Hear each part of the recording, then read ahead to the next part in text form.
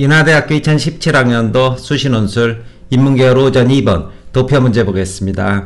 역시 도표 문제에서는 자료를 선택해서 주어진 주장의 근거를 해석하는 700자 문제를 요구를 하고 있고, 학생 여러분들은 필요한 경우 주요한 수치는 하나 정도, 한두 개 정도 활용한다. 그리고 두 번째는 주어진 지시사항을 설명하는 과정에서 한 개의 도표를 활용하든지 혹은 두 개 정도의 도표를 연계해서 복합적으로 해석할 수 있다. 그리고 모든 도표를, 주어진 모든 도표를 다 활용하는 문제가 있는가 하면 하나 정도의 도표가 이렇게 활용되지 않는 경우도 있습니다. 한두 개 정도 활용되지 않는다고 해서 내가 잘못한 것 아니냐 이렇게 생각하지 마시고, 이 문제는 한두 개 도표가 빠지는 문제구나 이렇게 생각하셔도 될 것입니다.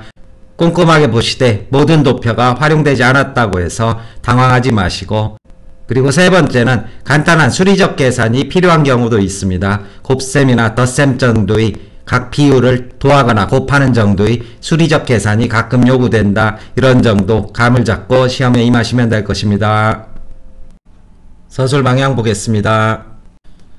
문제에서는 전체적으로 4개 정도의 질문을 던지면서 이것을 도표와 관련지어서 선택한 뒤 해석하라 이런 요구를 하고 있고, 첫 번째는 가계부채의 증가가 초래된 원인을 밝혀라. 여기에서는 2개의 도표가 활용될 것이고, 두 번째는 가계부채가 우려된다고 판단할 수 있는 근거를 제시하라. 역시 2개의 도표가 활용될 것입니다. 역시 세 번째 질문에서는 부채 상환 능력이 악화되는 소득 분위 중 생계형 분위를 찾고 그 근거를 밝히라고 하는 만큼 2개의 도표를 활용해서 답해 주셔야 할 것입니다. 따라서 각 질문에 대해서 단지 한 개의 도표만이 활용되는 것이 아니라 선택적으로 2개 정도 함께 묶여서 답변을 해줘야 된다는 사실도 염두에 두시고 시험장에 가시기 바라겠습니다. 먼저 첫 번째로 가계부채의 증가의 원인은 자료 1을 토대로 설명을 할 수 있는데, 기본적으로는 전세가격 지수가 이렇게 올라가게 되면서 사람들이 주택 매매에 관심을 기울이게 되었고, 때맞추어 기준금리가 떨어지면서 금융비용이 하락하게 된 것이 결국 가계부채가 증가된 기본적인 이유이다. 이렇게 볼 수 있을 것이고, 정리하게 된다면 전세가가 상승하면서 주택 매매에 눈을 돌리게 됐고, 여기에 금리 인하가 맞물리면서 대출이 증가됐다. 종합할 수 있을 것입니다.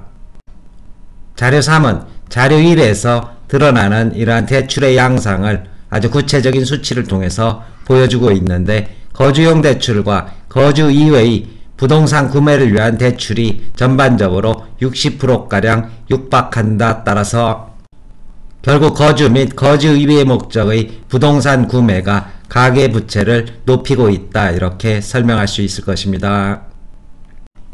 이제 두 번째 질문인 가계부채의 증가가 우려되는 근거는 일단 도표 2를 토대로 설명할 수 있을 것인데, 소득 2분위와 3분위, 4분위의 경우 부채의 증가율이 뭐의 증가율보다, 소득의 증가율보다 높기 때문에 만약 부동산이 상승하지 않는다면 이들은 과도한 부채로 인해서 개인적 그리고 사회적 문제를 초래할 수 있다. 이러한 전망이 가능하게 될 것입니다. 결국 자료 2는 소득 2, 3, 4분위가 부채 증가율이 소득 증가율보다 높은 추세여서 결국은 가계부채 증가의 우려를 부추기고 있다. 이렇게 정리할 수 있을 것이고, 이 같은 우려를 뒷받침하는 또 다른 근거는 자료 5를 토대로 설명할 수 있을 것입니다. 전체적인 상환 능력을 보여주는 부채 소득 비율 추이를 국제적으로 비교했을 때 2010년에 한국이 거의 1위죠. 영국 다음이었다가, 그리고 2015년은 한국이 1.7로 가장 높은 증가세를 보이고 있다. 이러한 상황을 확인할 수 있을 것입니다. 결국 이 자료는 상환 능력을 보여주는 부채 소득 비율에 있어 한국이 가장 높은 증가세를 보인다. 이러한 식의 분석이 가능하게 될 것입니다. 마지막으로 상환 능력이 약화되는 소득 분위 중 생계형 성향이 가장 높은 분위는 이것을 묻고 있고, 이것은 자료 2와 3을 종합적으로 도출할 수 있을 것입니다. 일단 자료 2에서는 2분위, 3분위, 4분위가 전체적인 소득의 증가분보다 부채의 증가분이 훨씬 더 높은 집단이었고, 이 중에서 특히 소득 2분위의 경우 부채 상환과 그리고 생활비 마련의 비중이 13.2%에 달하는 만큼 생계형 대출이 가장 높은 집단이다, 이렇게 정리할 수 있을 것입니다. 따라서 2, 3, 4분위 중 2분위가 13.2%로 가장 높다, 이런 답변 도표를 토대로 해주시면 될 것입니다. 답안 정리해보겠습니다. 대학 공개 답안입니다.